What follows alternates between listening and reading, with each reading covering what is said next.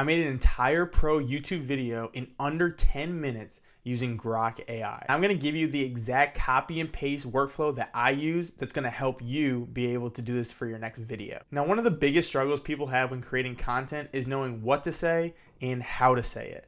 And usually I'm a big one to believe you do not need scripts in order to produce videos, which you don't. You just need some bullet points, something to keep you on track that you can go along with. However, not everyone operates that way, and some people do need a script, or they want something that they can follow word for word so it helps them with their mess ups. The problem is, a lot of times when people use these scripts, they say it to a T and they kind of come off as robotic and they don't sound authentic and real. So I will say, after giving you these scripts that you're going to be able to do for your videos, make sure that you are still using your inflection in your voice, making sure it's real coming from you, not from something you're just reading off a teleprompter.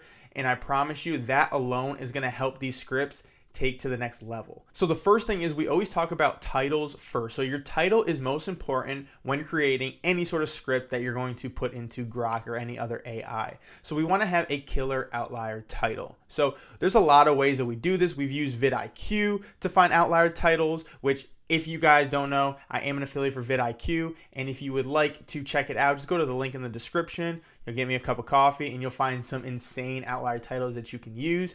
Now, if you don't know what an outlier title is at all, it's a video that has more views than the subscriber count on that channel. And so what that tells us is YouTube is still pushing that content out. Even though they don't have a lot of subscribers, a lot of views are coming in. So that gives me an idea of a topic that I could either put out or a framework that I could change my niche inside of that title, so that way it's its own original piece and it's catered to my niche. So we try to find these outlier titles. Now, I already had the title picked out that I wanted to shoot a video on, so that helped the process of making the script exactly what I want to target. So this is the entire script that it created. It is over 8 minutes long. That's what I specified it as. Now, I had to do some tweaking along the way, and all those prompts are in here as well. So let's go to the prompts right here. So let's start with prompt number 1. This is the most crucial one, and this is where I want you to pay attention to this. Take a screenshot of it, copy and paste it, but then you just need to tweak the parts that's going to pertain to you rather than us. For example, you might not have a lead magnet at all, or you might not have a lead magnet that has to do with hooks. So don't put that in there. Change that out and make it cater to you in your videos and your business. So prompt number 1, okay? Create a script for a YouTube video that has emotion, storytelling, and engaging that is for this title. And this is very important. This is where you put your title in, the outlier title you already found. This is the one you're going to use, okay? So this is the one I use. Again, find your own title and put it in there.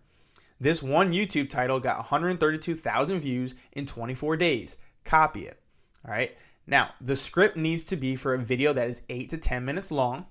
I want to share how I found this title through examples of using VidIQ and using the filters less than 50,000 subscribers, 10,000 plus views, last 6 months, and 4 minutes plus. Those are the filters. Okay, now all of that in there, you don't have to put all of that. I'm being very specific about what is going to be inside of my video. So for me, I'm sharing pretty much how to use VidIQ to find an outlier title. So these are some of the filters that I use in there. If you guys haven't seen any of those videos as well, make sure you go check those out. But all of that I'm going to put in there so that way it knows exactly what I want to share on the screen for my screen share, and that way it's going to be easy for me just to, again, read that teleprompter and be able to put this into my video. And the title I found is titled How I Made a Long YouTube Video Using Only Free Grock Video Generator. Full Workflow AI Grock Video. Something funny about that, guys. Before we move on, this video title is very similar to that, but a little bit different. So this might be the video that I did it for. Wink, wink. All right, so how I made a long YouTube video using only free Grock video generator. I changed this to how I made a professional YouTube video using only free Grock AI. Full workflow. So again, similar thing. I just reconstructed it to work for my niche and who I was targeting. Okay, so again, it's my own original piece now. Anyway, it got 132,000 views in 24 days. Make sure to create a super engaging intro that has examples, proof, and an open loop to keep the viewer to watch more. It needs to have 2 CTAs. If you don't know what CTA is, that's call to action. 2 CTAs in the first 5 minutes. one CTA for our hook swipe file, which is 10 of our best outliers that have worked for our channel as well as our clients. Comment hooks and I'll send you it. So right now too, if you guys want that, comment hooks and I'll send you that. But I put that in there because I wanted to specifically have a part in that video that had our call to action. That way I didn't have to think about it.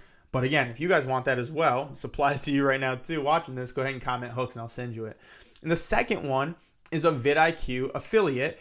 As a VidIQ affiliate, you'll get me a cup of coffee, cold brew my favorite. Link is in description. I kind of already said that earlier in this video, so you kind of see where I add these in right now. This video I'm recording right now is not scripted at all. I did use a little bit of the intro, but nothing else. Like right now, this is totally just off the top of my head and what I'm feeling in the moment. But this video that I'm talking about that I created the prompt for, this video is 100% scripted, and I went through everything word for word and just shot the video. All right, now we're going to prompt 2, okay? So prompt 2 is you're going to end with a binge loop rather than a like or subscribe, because you know a lot of people say, oh, like this video, smash the like button, subscribe to the channel. We don't do that. We want to create a binge loop, which if you don't know what a binge loop is, this is what keeps people on your channel more. So what they're going to do is instead of, saying your like and subscribe, you're going to refer another video at the end. So it doesn't sound like you're ending the video. You're just sending them to another place. And it's going to be something that's relevant to this video. So once they see that, there's a good chance they're going to want to click on that and then stay on your page. Now they're kind of getting in your community, okay? It should lead to another video, which should be our broken down video for our 10 titles that I shared with you earlier. Watch that video next, and I'll see you there. That's everything I want to be at the end of the binge loop, okay? And then prompt 3. This one I actually had to correct because there's something that it messed up on, and I can show you it quick. So when I put this in for this prompt, you can see right here, it said before we jump in, 2 quick favors. This is in the prompt. It has right here back to back our call to actions. I don't like that because that's just kind of like, hey, go get my stuff right now. And like people don't want the information that way. They want the information as like kind of, it's not a pitch, which we're not pitching because it's free anyway, but it's more of we want it to be a smooth like transition inside of the content. So what I do is I typically, like we did before, I just happen to be talking about hooks and outlier titles, and then I just kind of weaved in there a little bit of, hey, we have a document for that, totally free. If you want it, comment hooks down below and I'll send you it. That right there is just a quick, seamless way where it's not like over the top and I still am into the content and I'm not telling you to do me a favor because this is not helping me. I'm trying to help you out. Okay, so we had to adjust that, as well as like, again, it did it back to back with the VidIQ as well. I didn't want them back to back. I want them kind of spread out throughout those 5 minutes.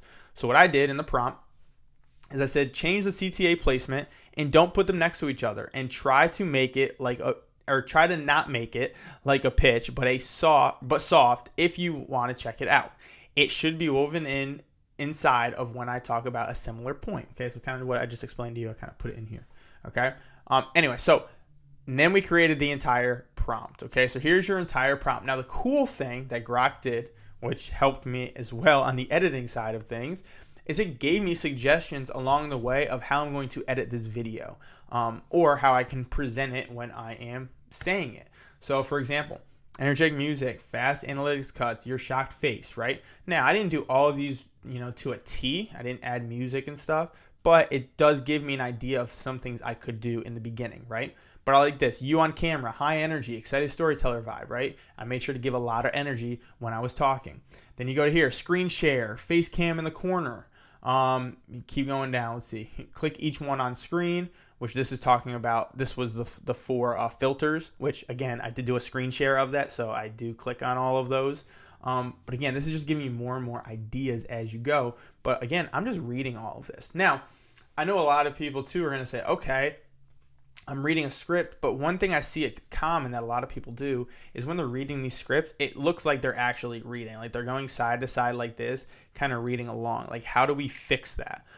Like, I know you can put the video right, or the teleprompter right above. It kind of looks like you're looking at the camera. Some if you're using a phone, there's apps you can do on your screen, which yes, if you want to do that, that works. But I actually have a tool that's even better. And there's 2 you can use. The one that we're using currently is through Descript. And I'm going to pull that up real quick. So this is the whole script, guys. This is everything that I went through to create the video. Now, how did I kind of polish it up after using Grock? Well, I used Descript. Now, Descript is like the editing app that I like to use. Makes everything super simple, quick, and easy. It takes me under 15 minutes to edit any long form video. And we have prompts for that as well. So here's where I want to show you the magic. Okay. There is a tool, an AI tool, that says eye contact.